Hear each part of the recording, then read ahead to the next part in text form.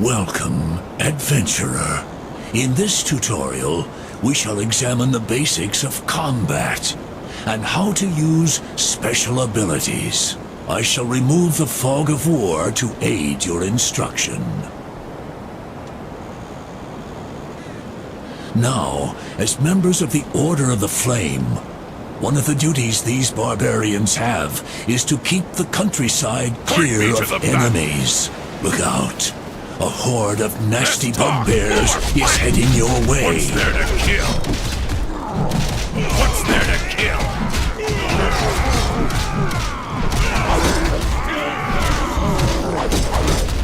Less talk, more fight!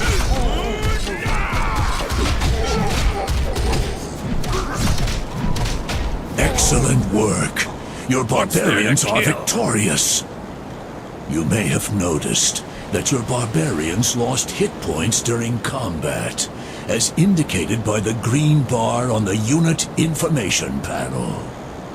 A unit's hit points refer to the total amount of damage they are able to sustain before falling in battle.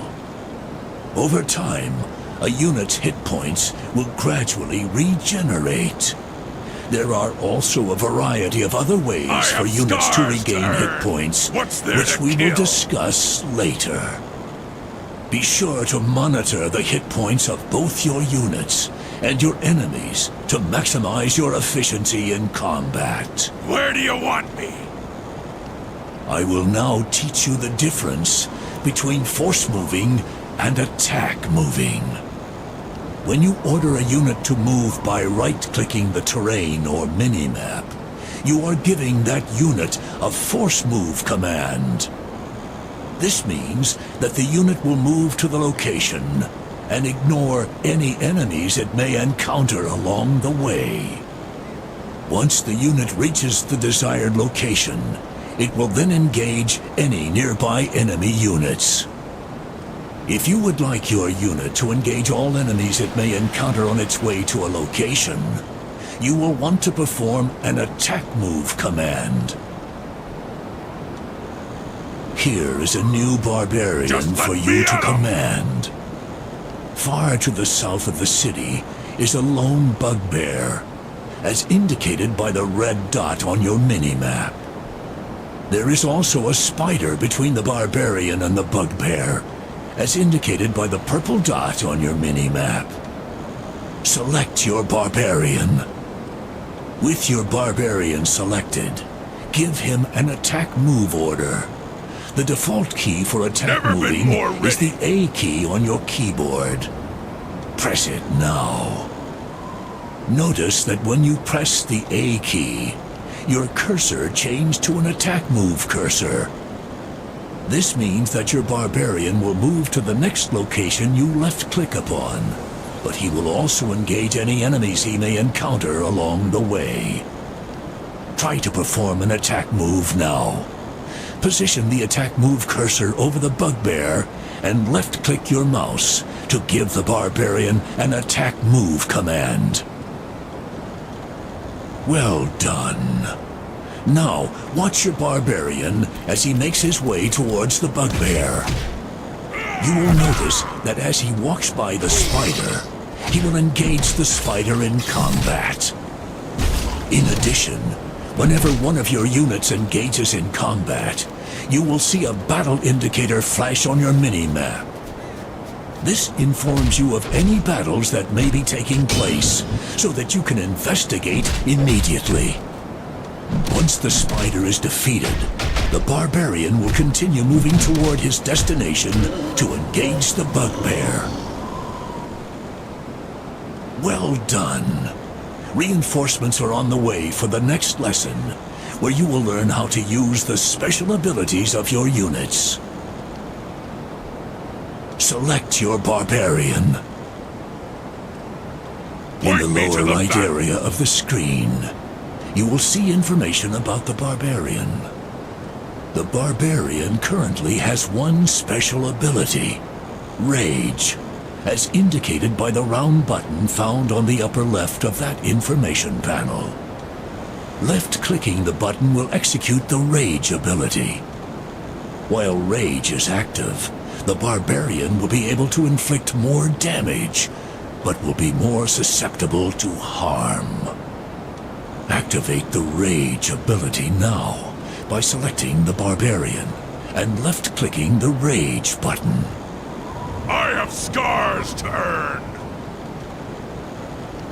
Never been more ready. Notice how the barbarian's energy, indicated by the blue bar in the selection panel, slowly drains while this ability is active. Once the barbarian's energy reaches 0, the ability will automatically deactivate. You can also deactivate Rage yourself by left-clicking the ability button while Rage is active. Most special abilities cost energy. Some drain energy over time, like the barbarian's Rage, whereas others immediately subtract the energy cost from that unit's current reserves of energy. If a unit does not have enough energy to use an ability, the ability will not activate. Monitor your energy carefully.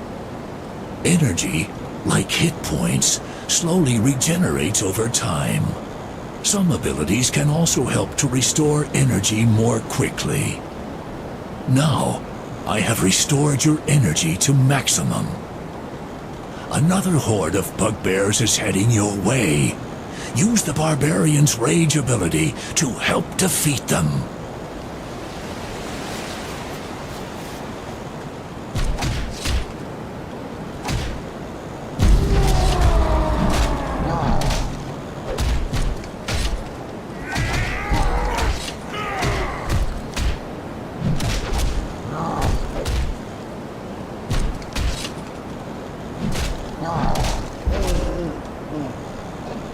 Well fought.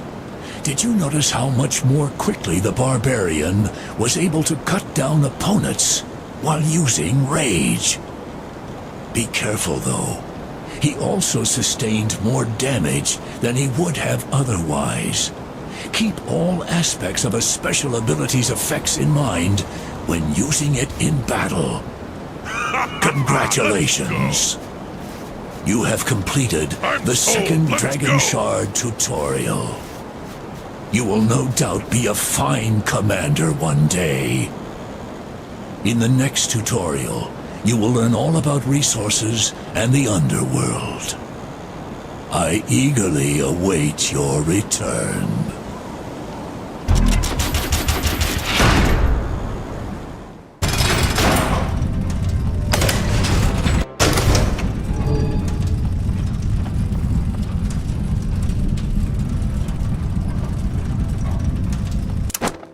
Welcome, adventurer. In this tutorial, we shall introduce each of the 3 resources to be found in Eberron: Dragonshards, Gold, and Experience, in addition to exploring the forgotten depths of the Underworld layer. I shall remove the fog of war to aid your instruction. Resources are vital to the economy of Dragonshard. They allow you to construct buildings, train units, and develop upgrades. These are all topics that will be discussed in the next tutorial. For now, let us examine the resources and how they are gathered. The first resources we will discuss are Dragonshards. These potent crystals are valuable reserves of magical energy and are used extensively throughout the world of Eberron. Piles of these Dragonshards can be found scattered intermittently throughout the land. If you look at your mini-map, you will see a Dragonshard indicator nearby. These indicators let you know where Dragonshards are located. Select your units and move towards the pile of Dragonshards as indicated on your mini-map. Point me to the battle!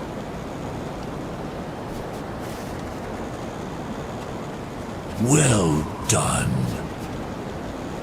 Now, let's gather some Dragonshards. With one of your units selected, right-click on the pile of Dragonshards. Where do you want me? Excellent. What's there to kill? Your units are now gathering Dragonshards and adding them to your army's reserves. An indicator of your army's current store of Dragonshards can be found on the bottom of the screen. As you can see, that number will continually increase as long as your units are gathering Dragonshards. If you left-click on the pile of Dragonshards, you will see how many Dragonshards remain within that pile.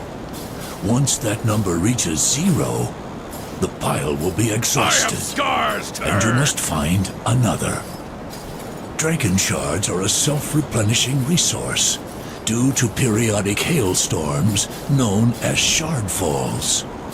During these storms, the Dragonshards that encircle the world of Eberron come crashing to the ground, providing new shards for you to gather.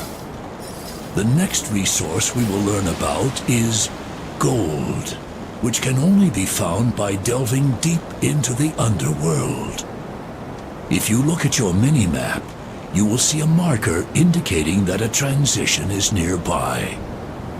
Transitions are how your units travel between the above and underworld layers. These transitions can range from natural caves to ancient stairwells that descend into the depths below. Select your units and move towards Just the let me nearby out. transition, as indicated on your mini-map. To travel below ground, simply select your units and right-click on the transition, as though you were issuing a normal move order. Try it now.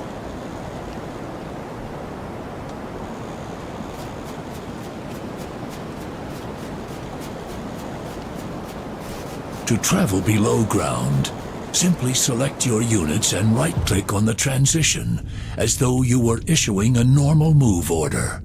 Try it now.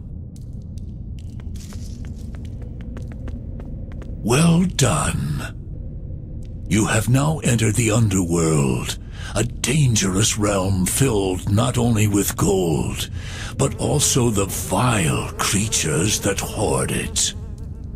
You will notice that as soon as you entered the underworld, an additional mini-map appeared next to the old one. This mini-map functions just like the other one, but it only refers to the underworld layer. Whenever you move all of your selected units between above or below ground, the camera perspective will automatically switch. Now, back to the reason why we came down into the underworld in the first place. Gold. If you look on your mini-map, you will see an indicator showing that there is gold nearby. Move your units toward the gold nearby as indicated by your mini-map. Less talk, more fight! There are two forms in which you will find gold in the underworld: in chests and in piles. To gather gold from a pile, simply select a unit and then right-click on the pile of gold. Try it now.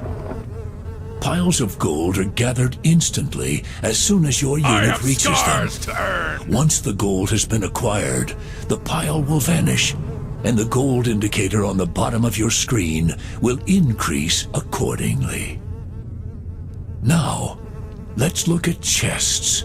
Continue further along the path to the next gold indicator on your mini-map. I'm sold, let's go! I have scars to earn! Gold chests contain more resources than gold piles, but they must be gathered over time, much like Dragonshards. Let's gather some gold from one of these chests. Select one of your units and right-click on the chest on the left. We will address the chest on the right in a moment. As you can see, your total gold amount gradually increases as long as your units are gathering gold. Less talk, more If you fight! left-click on the gold chest, you will see how much gold remains within that chest. Once that number reaches Just zero, let me at 'em! the chest will be Is exhausted, there blood to shed? and you must find another. Never There is been more another ready. chest here which is locked, and thus cannot be opened by normal units. To unlock it, you will need the help of a rogue. Rogues are stealthy units that are adept at picking locks. To pick the lock on this chest, simply select the rogue and right-click on the chest. Try it now. You got it. If you say so. To pick the lock on this chest, simply select the rogue and right-click on the chest. I'm there. Try it now. Once a chest has been What's unlocked, there to kill? anyone can gather resources from it. Locked chests generally contain more gold than unlocked chests. Continue to gather gold from this chest Is there blood until to it is shed? empty.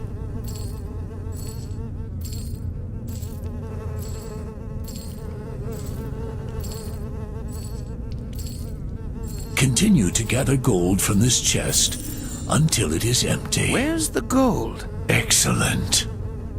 Now we will discuss the final resource. Never been more Experience. ready. Experience is gained simply by defeating enemy units in battle. Up ahead, some Minotaur have made their lair. Venture further down the path and defeat them in battle to earn experience. Something up? On my way. If you say so. Something locked? Where do you want me? Point me to the battle. Something trapped.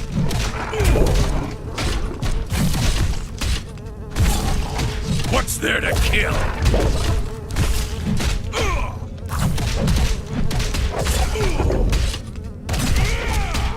Just let me at him! Well done. Each time you defeat an opponent, you receive experience. This is recorded next to the XP indicator on the Where's bottom the of the gold? screen. The more difficult an opponent is, the more experience you will earn. Experience is used to increase the skill level of your units, which we will discuss in the next tutorial. You may have noticed that the Minotaur each drops something: a scroll and a I have potion. scars to earn! These are called reward items. Reward items serve to give you added bonuses each time you use them. If you like, you can left-click on a reward item to see its name and a description of what it does. To pick up a Just let reward me at item, 'em. select a unit and right-click on the item in question. Try picking up one of the reward items now.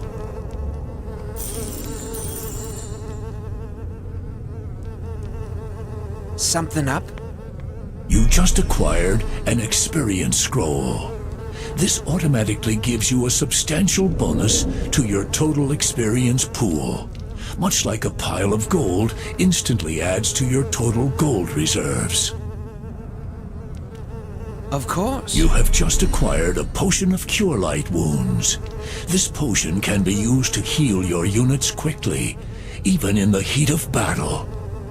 You will notice that as soon as you picked up this item, it was added to your backpack on the right side of the screen.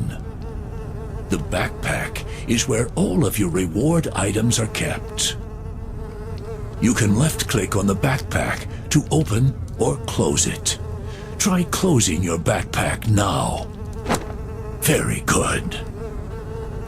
Now, try opening your backpack. Remember, just left-click on the backpack icon on the right side of your screen.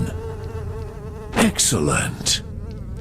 Now, let's use the Potion of Cure Light Wounds on this wounded barbarian. Less talk, more fight! To use a reward item, left-click on its portrait below the backpack, and then left-click on the desired target. Try to use the Potion of Cure Light Wounds on the wounded barbarian now. Well done. Note how the barbarian immediately regained a substantial portion of his health. Using potions such as these is one way you can turn the tide of battle in your favor. Congratulations! You have completed the third Dragonshard tutorial. You are now ready to learn how to put these resources to good use. In the next tutorial, you will learn all about constructing buildings, training units, and increasing the level of each of your captains. I eagerly await your return.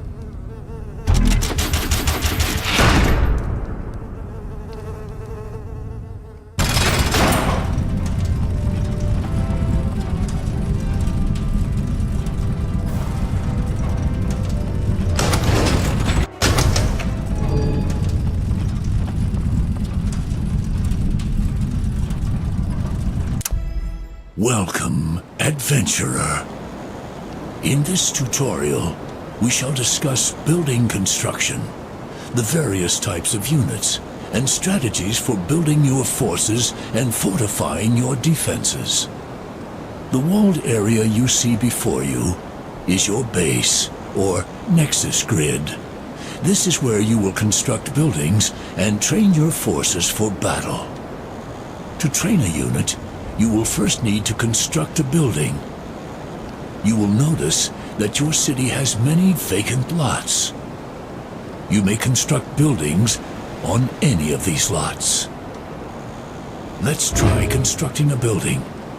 Left-click on an empty plot at your base, and a menu will appear. Left-click on the button for a lower hold.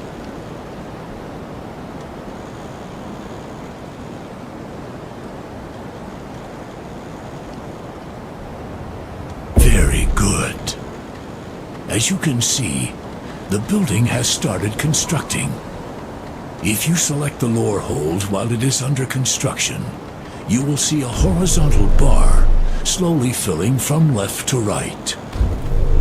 This is the building construction progress bar.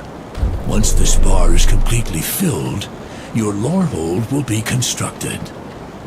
Constructing a building costs both gold and dragon shards.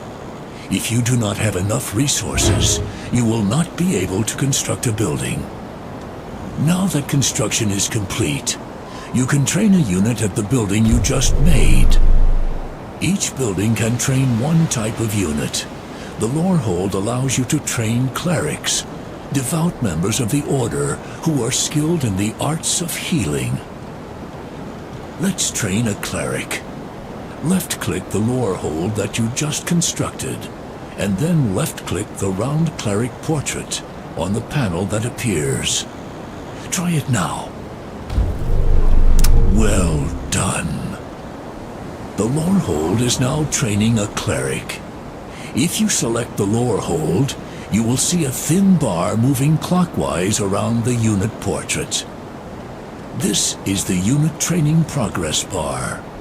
Once this bar completes its revolution, your cleric will be produced and ready for action. Like buildings, training a unit costs both gold and dragon shards. If you do not have enough resources, you will not be able to train a unit. Excellent. You have just trained your first unit. The cleric is a valuable unit that can use its Cure Light Wounds ability to heal other units on the battlefield. There is a limit on how many captains you can produce. This is called your population. If you look at the bottom of your screen, you will see a small stick figure indicator next to two numbers. The number on the left indicates the number of captains you currently have in action, whereas the number on the right indicates the total number of captains you can have in action. To increase the value on the left, you simply train more captains. To increase the value on the right, you need to construct more buildings. To the left of the population indicator on the bottom of your screen, you will see another value. This represents your current taxation. Although scouring the underworld is the primary means for gathering gold, you will also receive gold periodically through taxation. The value in the taxation indicator refers to the amount of gold you acquire every second as a result of taxation. To increase this rate of taxation, simply construct more buildings. While taxation is not a reliable replacement for searching the underworld for gold, it will provide you with a constant supply of gold in times of need, and reward you for building and maintaining a substantial force. Now, let's talk about leveling. I bear the light. As you gain experience by defeating enemies in battle, you will be able to increase the skill level of your captains. Leveling up increases your captain's statistics, such as hit points and energy, upgrades or adds new special abilities, and increases the number of soldiers in the squad. To level up your clerics, left-click your lore hold to select it, and then left-click on the Level Up button with the vertical yellow arrow. Try it now. Well done. You will notice that the Level Up button has a thin bar moving clockwise around the button. This is the Level Up progress bar. Once this bar completes its revolution, all of your clerics in action and all future clerics produced will be level 2. Excellent. Your clerics have all attained level 2. You will note that their maximum hit points, energy, and damage dealt have increased. Also, in addition to Cure Light Wounds, each of your clerics has acquired a new special ability. Hold. This potent ability allows them to temporarily immobilize enemies in battle. Let's train a cleric. Left-click the lore hold that you just constructed, and then left-click the round cleric portrait on the panel that appears. Try it now. Well done. I serve the flame.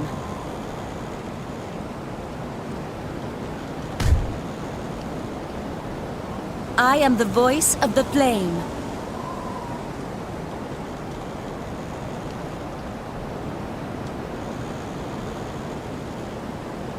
I walk This the brings path us of to the light. subject of captains and soldiers. The cleric that you just trained is called a captain. Captains are leaders of your forces and have a number of special abilities at their disposal.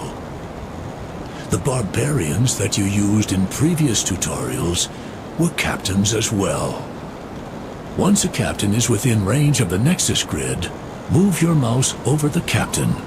Notice that it will have an additional progress bar that is slowly increasing. Once this progress The flame bar is burns complete, brightly. a soldier will immediately join that captain's squad. If a captain is able to lead more soldiers into battle, the next soldier will begin to be trained just like the last one Where am until I the needed? captain-soldier May limit has been darkness reached. flee before me. If you leave the area around your Nexus before My a faith soldier is leads finished the way, being trained, in service to the the order. training will be cancelled automatically. To train the soldier again, simply move the captain back within range of the Nexus, I serve and the the flame. soldier will begin to train once My more. faith is strong. Unlike captains, soldiers are free Are there and heathens do not about? affect your army's total I shall population. follow the light. Therefore, always Where reinforce am your I captain's needed? squads I whenever serve possible. the flame. I shall follow Next the to your light. cleric is an acolyte, My one of the faith cleric's leads the way. soldiers. Soldiers are less powerful reinforcements who aid their captains in battle. The captain and soldiers function together as one controllable unit known as a squad. I If you am a left-click better on the use there. cleric or the acolyte, I shall follow you the will light. select both units because they are members of the My same faith squad. is strong. Squads are valuable in combat because enemies will not be able to target your captain directly. The more soldiers you have in your squad, the more likely your captain will survive in battle. We will discuss how to get more soldiers in a moment. You may have noticed that you are currently unable to level your clerics above level 2. If you wish to level your captains above level 2, you will need to construct another building of the same type on an adjacent vacant lot. Build another lore hold next to your existing one. To do so, left-click on one of the vacant lots and left-click on the lore hold button from the menu that appears. Try it now. Well done. You will need to construct another adjacent building for each subsequent level desired. For example, to unlock level 4, you would need 3 adjacent buildings, and to unlock the maximum level 5, you would need to build 4 adjacent buildings, filling an entire block. This is a significant investment, but with each additional level, your captains become substantially more powerful. At level 5, your captains gain their final ultimate special ability. This ability is extremely potent and can change the course of an entire war. For example, at level 5, your clerics gain the ability to resurrect a fallen ally, restoring it to combat effectiveness immediately. Now that your second lore hold has finished constructing, select either of the 2 lore holds. You will see that the level up button is no longer grayed out. Level up your clerics to level 3. To do so, select one of the 2 lore hold buildings and left-click on the level up button.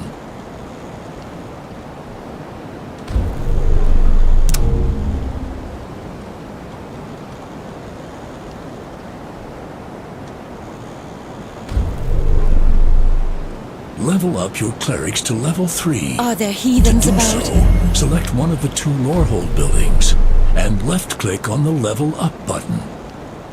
Well done. Your clerics are now level 3. In addition to better statistics and the ability to add one more soldier to their squads, your cleric's Cure Light Wounds ability has been upgraded to Cure Critical Wounds, allowing them to heal much more damage. Each captain offers something special to your forces. Experiment with different combinations of captains to develop your own unique army. With the bulk of your army well in hand, let us now discuss the powerful units that will lead your army into battle. Champions and Juggernauts. Both Champions and Juggernauts are constructed at the Keep, the massive building in the middle of your nexus. Champions are powerful combatants of extremely high level.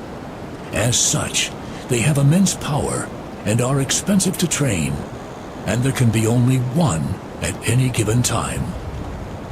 Let's train one of these champions, Lady Marin, the virtuous paladin who serves as leader of the Order of the Flame. To train Lady Marin, select your Keep in the center of your nexus. Then left-click on Lady Marin's portrait on the left side of the panel that appears. Try it now. Excellent. The Keep is now training Lady Marin. If you select the Keep, you will see a thin bar moving clockwise around the unit portrait. This unit training bar functions in the same way as it did for captains. Once this bar completes its revolution, Lady Marin will be ready for action. Wait until Lady Marin has finished training.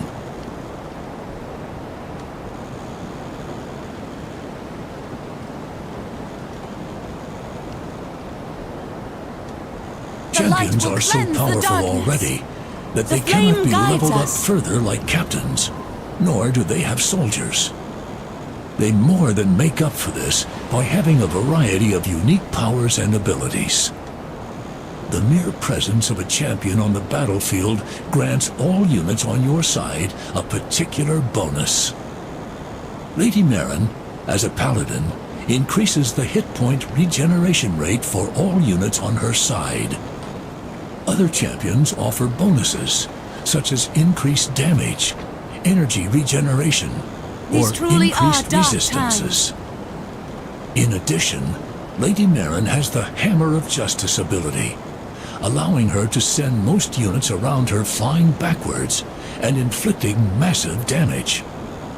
Her final ability, Heal, will restore the health of all units, regardless of where they may be located.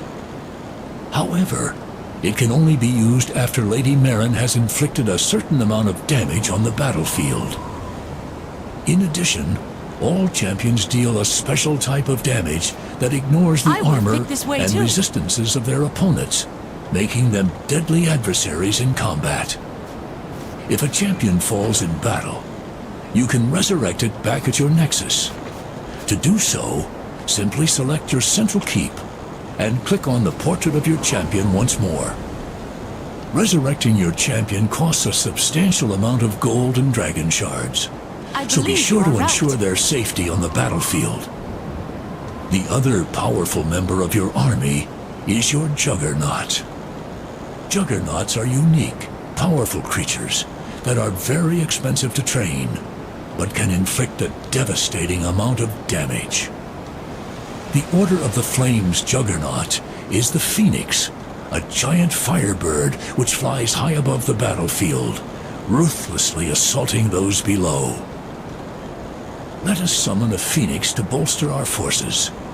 Select the keep, and then left-click on the Phoenix portrait on the right side of the panel that appears. Excellent. You will see that a progress bar appears, as with captains and buildings. Wait until the Phoenix has finished being summoned.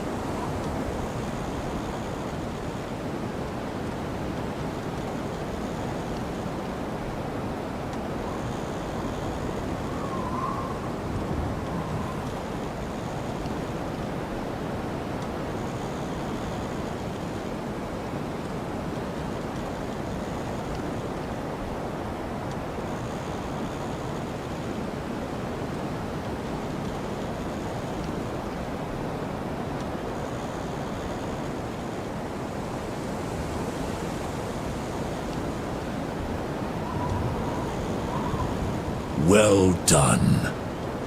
You have successfully summoned the Phoenix.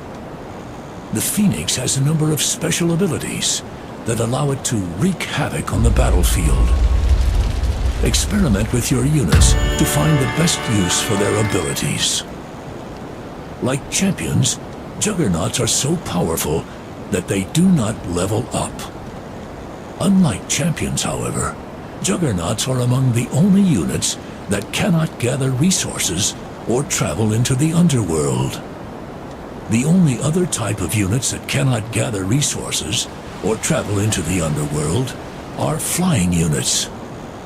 The Phoenix is one example of a flying unit, but there are also captains who are flying units. For example, this is the Flame Archon, a flying captain who serves the Order of the Flame. Flying units have a number of unique advantages over normal ground units. Flying units can travel over areas that ground units cannot, and can only be attacked by ranged units or other flying units. However, as mentioned before, flying units cannot gather resources or travel into the underworld. As such, be careful when selecting which units to construct. If you only create flying units, you will be unable to gather resources. Now, we shall discuss Nexus monuments. In addition to constructing buildings for unit production on vacant lots, you can also construct Nexus monuments. While Nexus monuments do not produce units, they provide a substantial bonus to any units produced from adjacent buildings. The Order has several Nexus monuments. Let's try constructing one. To construct a Nexus monument, select a vacant lot next to one of your existing buildings. Then select the Monument of Vitality inside the building selection ring that appears. Try it now. Well done.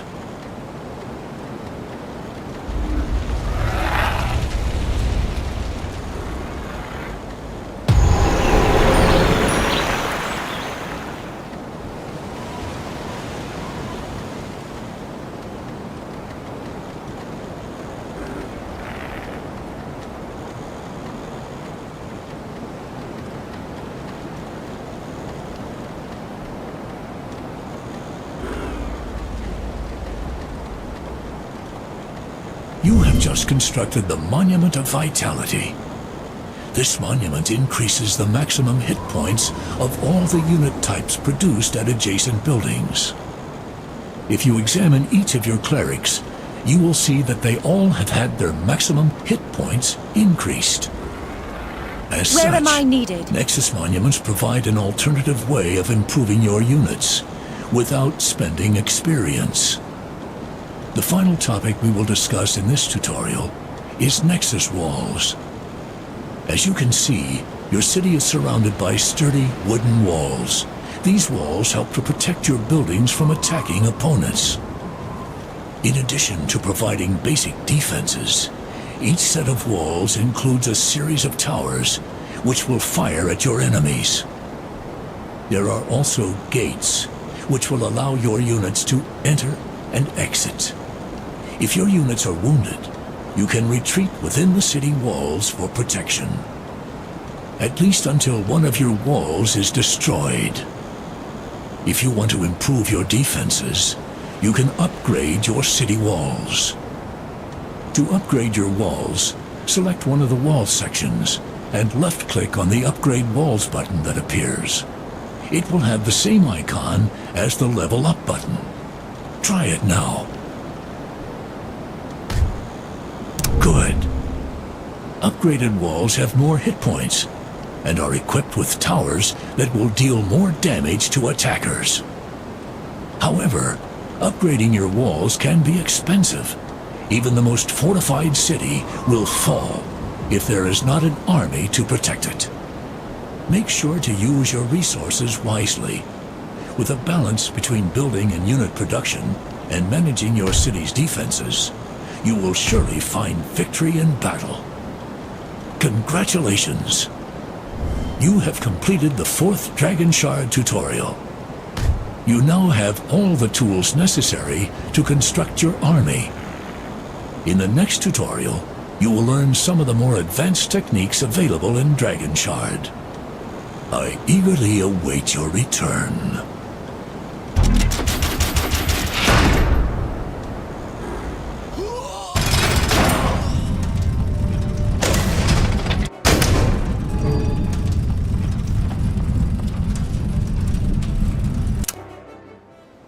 Welcome, adventurer.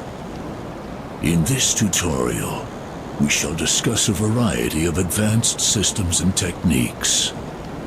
The topics will be varied, so be prepared to jump around to a number of different topics.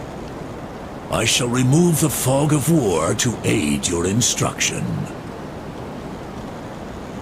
For the next series of topics, we will move into the underworld. Move this squad down into the underworld. To do so, left-click on the barbarian, and then right-click on the underworld entrance. Onward to battle! Notice that as soon as the barbarian went below ground, the soldier disappeared. When a squad goes below ground, the soldiers in the squad temporarily disappear, granting their captain increased health while they are in the underworld. Now, tell the barbarian to return to the above world.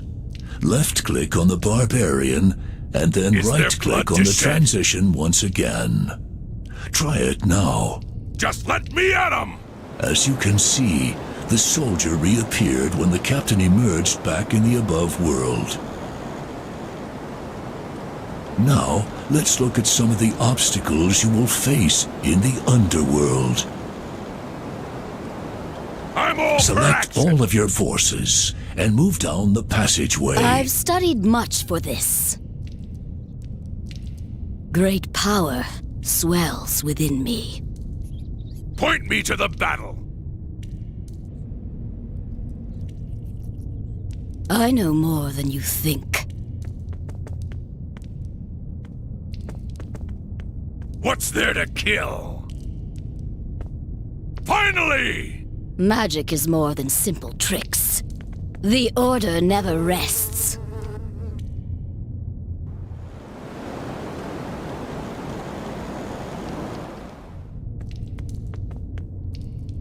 Where do you want me? I'm sold. Let's go. I was hoping you'd say that. Great power swells within me. Looks like you just discovered a trap. The hard way. Traps are scattered throughout the underworld and will impede your progress if you don't know how to deal with them. Need a potent spell? Before dealing with the trap, let's restore the hit points of the units that were injured I know by the more trap. than you think. While units are in the underworld, they are able to rest. Rest is a special ability that is available to units in the underworld. While active, rest substantially increases hit point and energy regeneration rates for all selected units. Very good. Let's talk more. The only downside of the rest ability is that it will render your units more susceptible to attack. Now, let's find a way past this trap. In addition to picking locks on chests, rogues are also able to disarm any traps you may come across. You will notice that if you move the rogue close to the trapped area will become highlighted in red. Right, on it. This means that the trap is still active and will harm anyone who steps on it. Now, let's disarm the trap. Select the rogue and then right-click on the trapped area. Try it now. Good. Once the rogue is finished disarming the trapped area will turn green. This means that the trap has been disarmed and it is safe to pass. If you say Now so. move further down the passageway to I find am another prepared common to serve. underworld feature. The lizard war totem up ahead that is guarded by bugbears is called a place of power. It grants additional attack damage to the units that have claimed it. Defeat the bugbears Magic is and more claim than this simple place tricks. of power as your own.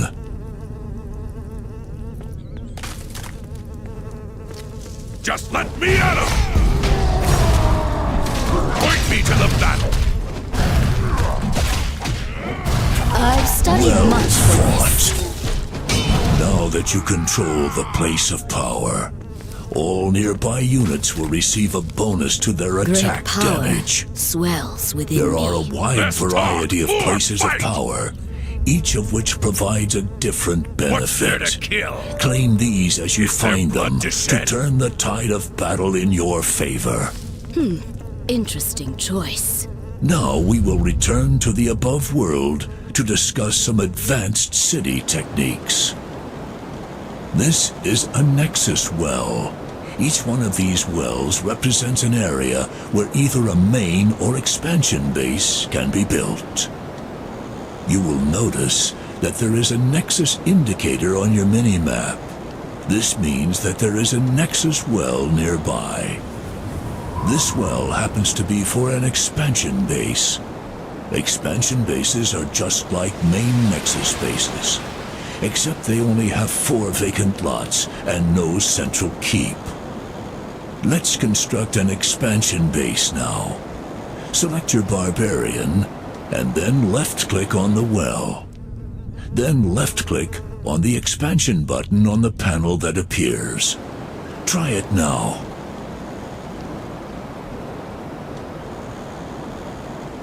Less talk, more fight! Good. You have just constructed an expansion base. You can use expansion bases to construct buildings that won't fit at your main base, or simply to reinforce your captains with soldiers when they fall in battle. Now we will look at some other actions that you can perform on buildings. This lore hold has been heavily damaged and is in dire need of repair. Let's repair the lore hold. To do so, left-click on the building to select it. Then select the Repair Structure button on the right side of the panel that appears. Try it now. Very good. As you can see, the hit point bar for the building slowly increases over time while it is being repaired. Note that as the building is being repaired, gold and dragon shards are constantly being drained from your resources. Be careful to monitor your resources to make sure that you don't run out at inopportune times. If you find yourself short on gold or dragon shards, you can always sacrifice one of your buildings to reacquire a percentage of the cost of that building. Let's sacrifice our lore hold in order to salvage some resources. To do so, left-click on the lore hold to select it. Then left-click on the Destroy button on the panel that appears. Finally, click on the check mark that appears. Try it now.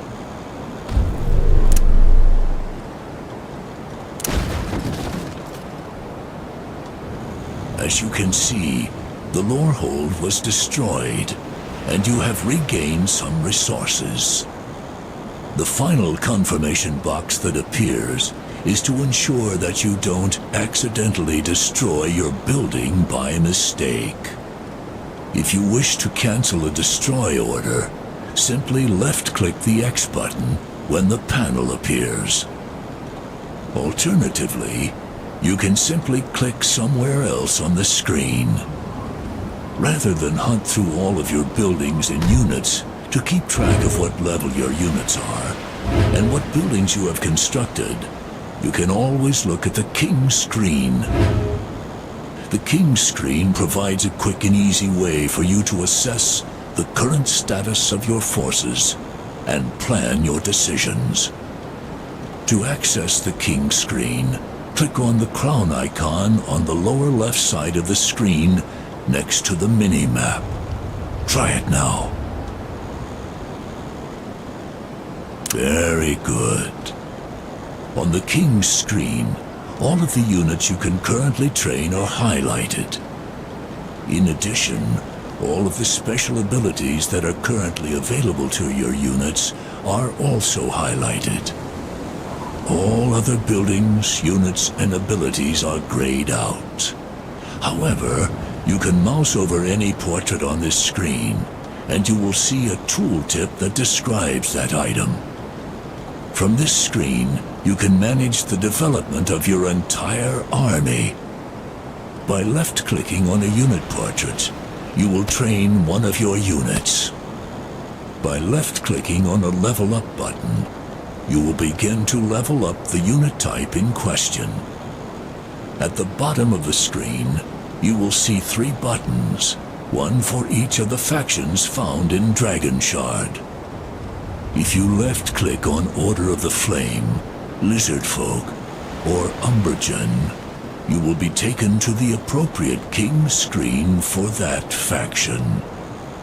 This will allow you to perform valuable research into the skills and abilities of your opponent's forces. The final topic that we will discuss is damage types and resistances. Damage types and resistances dictate how successful one unit will be against another. As you may have noticed, each unit has a particular damage type, as indicated by the damage icon in the unit information panel. There are 4 main damage types: physical, fire, spell, and poison. Similarly, there are 4 resistances: damage reduction, fire resistance, spell resistance, and poison resistance.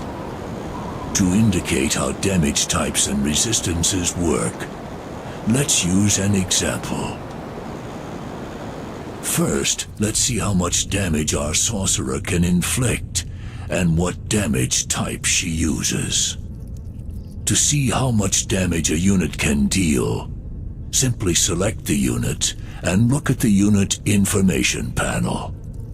Select the sorcerer now. I am Note the fire prepared to icon serve. and the 100 beside it. This indicates that the sorcerer does 100 fire damage with every attack. Now, let's bring out her opponent. To see a unit's resistances, simply select the unit and look at the unit details panel. Select the bugbear now. As you can see, the bugbear's greatest weakness is fire. This does not bode Need well a for potent him. spell?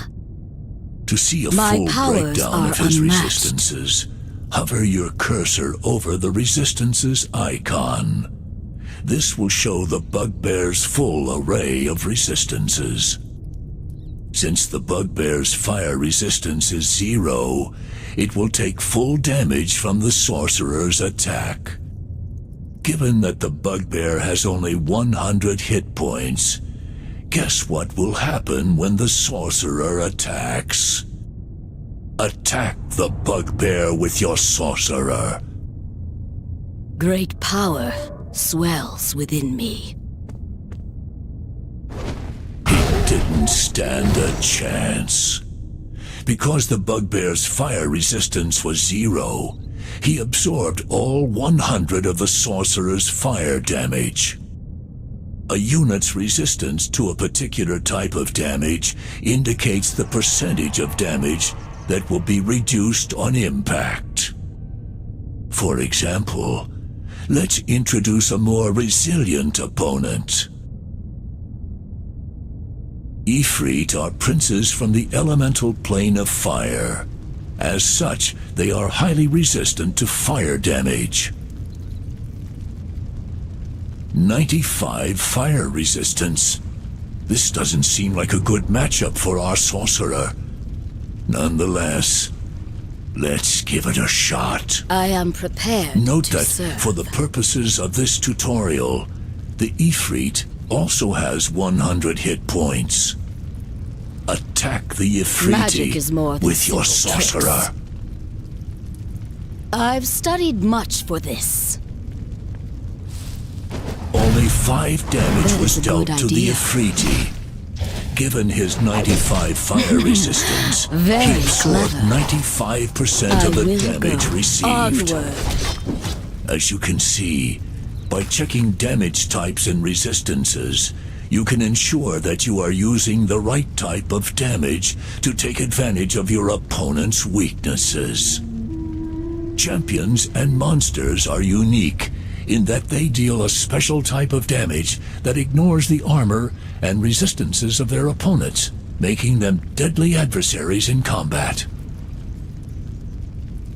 Congratulations. You have completed the 5th Dragonshard tutorial. You are now equipped in every respect to face your opponents in battle.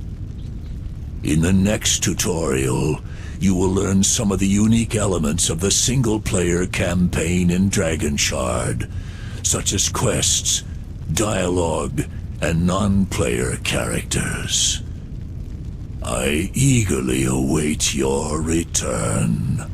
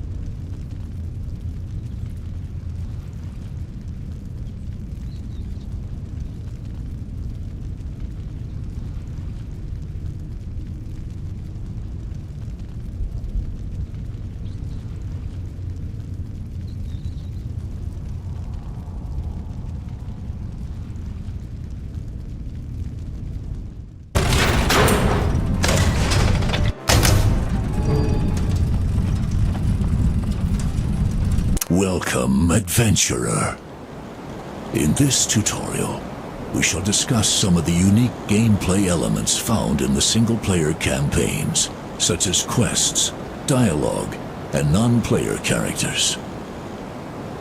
In the single-player campaign, you are on a quest with the Order of the Flame to claim the heart of Sybaris, a massive Dragonshard in the center of the forgotten land of Zendrik. In the process, you will run into a variety of characters who will guide you in your journey and ask you for assistance along the way. These people are called non-player characters, or NPCs. They can often be identified by an exclamation point or speech bubble above their heads, indicating that they wish to speak with you. Travel to the north, and you will come across just such an NPC. Ah, there he is, the very important man. As you can see, he has a dialogue bubble above his head. That means he wishes to speak with you. To speak to him, simply right-click on the unit you wish to speak to. Try it now. These truly are dark times. We must move with haste. I believe you are right. To speak to him, Good choice. simply right-click on the unit you wish to speak to. Try it now. We must move What with you haste. are seeing now is a dialogue box. The name and portrait at the top indicate the identity of the NPC with whom you are speaking. Read what he has to say. and then left-click on the Continue button to hear more.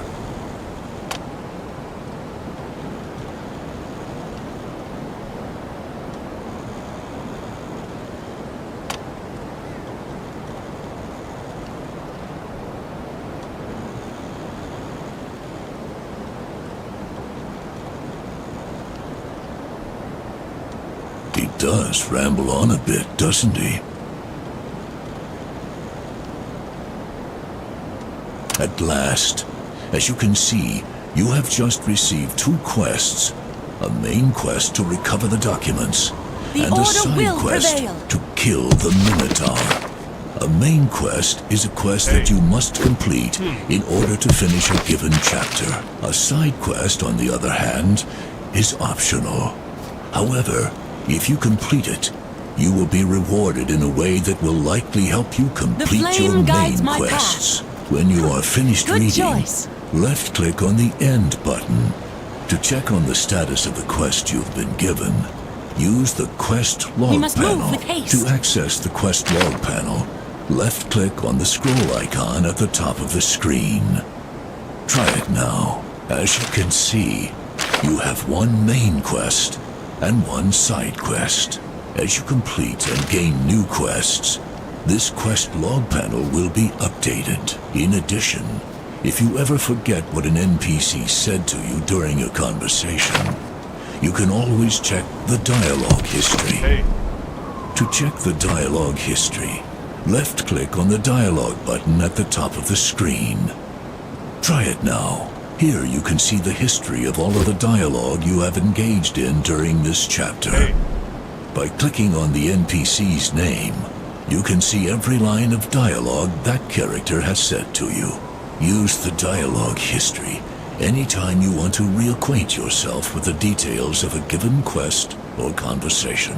Now, let's head into the Underworld and complete your quests. The Underworld entrance is located to the northwest. Take Lady Marin into the Underworld.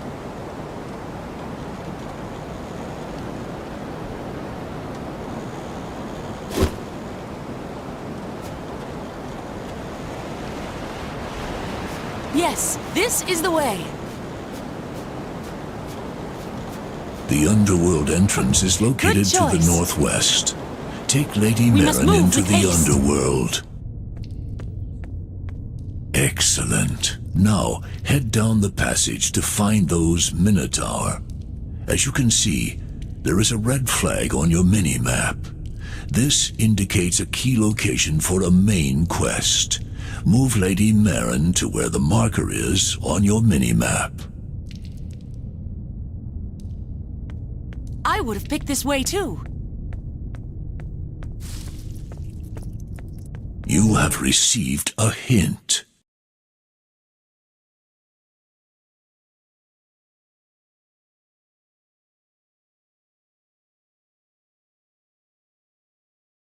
Hints are helpful reminders that give you useful tips or information on units, abilities, monsters, and the environment around you. While a hint is displayed, the rest of the game is suspended, so there is no need to worry about Lady Marin dying in combat without you. By default, hints automatically pop up to ensure that you don't miss them.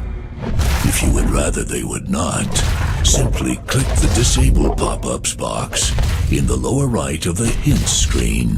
When you are done reading the hint, simply click on the Hint button on the top of the screen We mustn't lose to hope. return to the action. I know what I must do.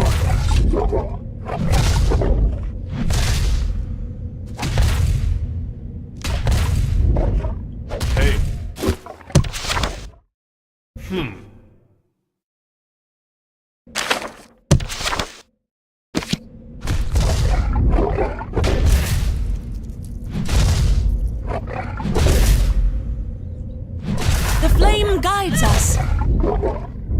We mustn't lose hope.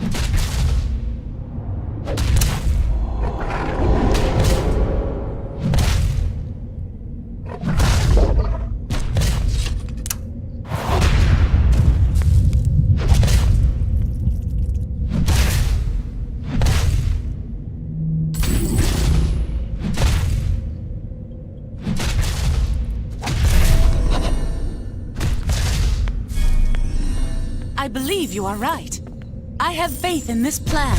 You have successfully slain the Minotaur. If you look at your quest summary, you will see that the first part of the Slay the Minotaur side quest has been completed. In order to fully complete the quest, you only need to return to the very important man. Before you do, however, you should pick up his documents.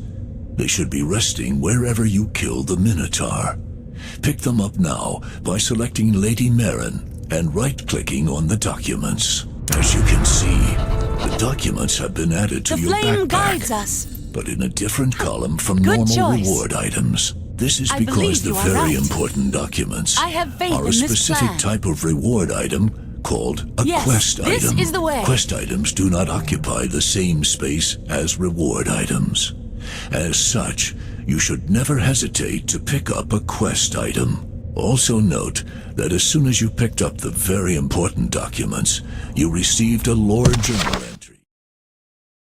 Your I lore would journal think this is where way you too. can view a variety of information about the areas that you explore. This Good can choice. range from stories recounting the history of Eberron I believe to you the are contents of books and documents you find along the way.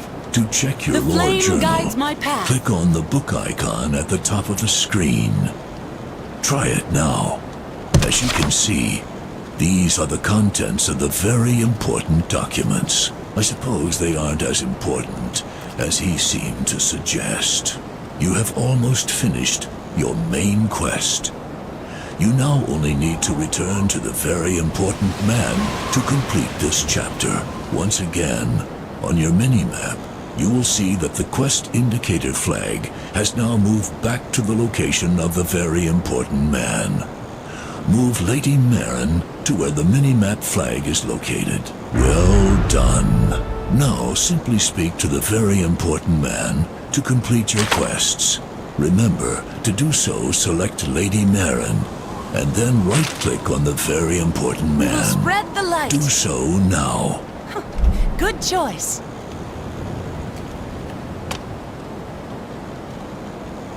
As reward for your quests, you have received gold and experience. Not to mention you have made a very important man very happy. Congratulations. You have completed the 6th Dragonshard tutorial. You are now ready to begin the single-player campaign in search of adventure. You have learned all that I have to teach. You have been a fine student, and I have no doubt that you will one day be a legendary commander. But legends are not made in the classroom. Go now, and put your abilities to the test on the field of battle. Best of luck, and return to me if you are ever in need of aid.